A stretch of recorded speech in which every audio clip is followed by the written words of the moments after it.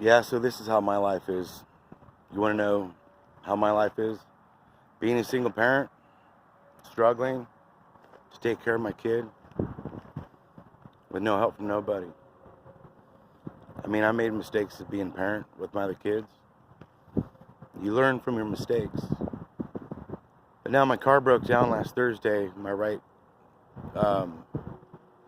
with brake pad, whatever, fucking came apart. And so I had to get it towed to the mechanic, and that's, yeah, $580 I think it was, and I already paid $150 on it. And so I just recently lost my place on top of that in the meantime. So I'm here at the homeless shelter in the Atascadero Echo homeless shelter right there. Yeah, right there. I just filled out an application the other day. Samantha texted me. She's one of the supervisors here. And Dana, I talked to Dana, who is also a supervisor here. And so anyways, I come here to my appointment. They tell me my dog is not allowed on the property. I say he's a service dog. No, we're not equipped to have animals live here on the premises. Doesn't matter. I told them my dog is allowed to be by my side. And then after telling me and my kid and my dog can't stay here because my dog isn't allowed to be on the property. Number two, they're telling me the other reason why I can't stay here is I stayed here a while ago with my kid for a few months. And anyways, I am being accused, all right, of being high by a staff member here, all right? I was never approached from anybody. Not one staff member at the Echo homeless shelter here in Atascadero saying, Todd, you were high on marijuana or whatever they assume I'm high on. Yeah. So that's their second excuse why me and my kid and my dog can't stay here. My kid goes here to Atascadero High School. All right, he's got straight A's right now, and that's his goal, to keep straight A's. And my kid is one of the star players on the JV football team, and he busts his ass off. He's a great kid. He works. And I struggle as being a single parent. It's fucking, yeah, it's hard. It's difficult. But I'm not going to give up my dog. He's like one of my kids. But yeah. So anyways, the mechanics called me this morning and said, Todd, your car's done. And I said, okay. Yeah, I haven't been able to work since last Thursday. I probably got a couple of dollars in change in my backpack. It's on my back. Yeah. And here me and my dog are walking down the street. Yeah. I don't know how in the hell I'm going to come up with $480 to get my car out of the shop. But yeah, this is a life in the day of Todd Iliff. I'm Bubba. Nigga what? This dog has always been by my side. He was 30 days old when I got him. I bottle fed him for like 3 weeks. For the first 2 years of Bubba's life, he was by my side 7 days a week, day and night. He always wants to stay close to me. I spoil this dog.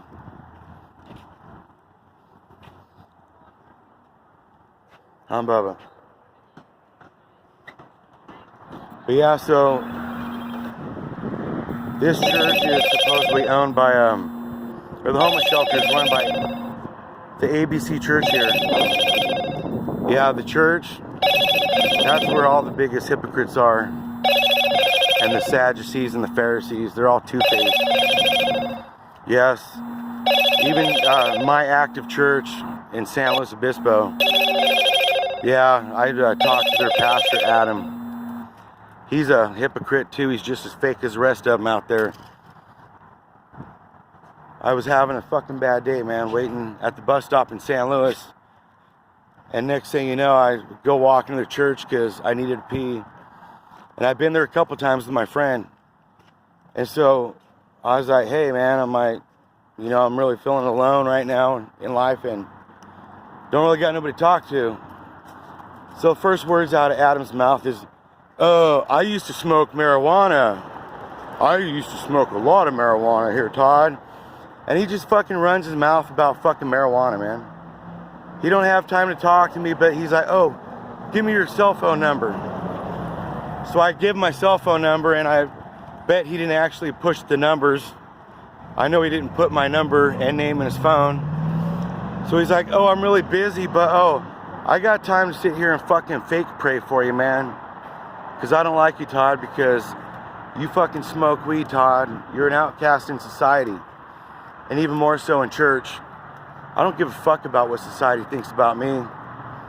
And I don't give a fuck about what the fake ass motherfuckers in church think about me either.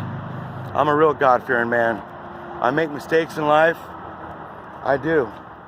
But I can't ever find a church that accepts me for me. They always judge me because of my look. Tell me I need to grow my hair out, cut off my goatee, cover up my tattoos, make myself look presentable, they tell me. Yeah. And then they say, "Oh, Todd, how long you been on parole for?" Jedediah McClure, fake ass, fucking little bitch ass motherfucking pastor, sat there with two of the elders, Greg Heim and fucking Glenn. The fuck was that fake ass motherfucker's name? Glenn Shear. Yeah, Shear. So they all sit me down and yeah, fucking they all told me that I needed to fucking cut my goatee, trim it, grow my hair out, dress nice in church. And Jed's like asking me how long I've been on parole for. I'm like, dude, I've never been on fucking parole ever. "Oh, how many times you been in prison, Todd?" I'm like, "I never been to prison ever, motherfucker, not one time." But yet they sit there and assume that I'm on parole, that I've been to prison. But yet they want to fucking sit there and I'm supposed to be a member of the church.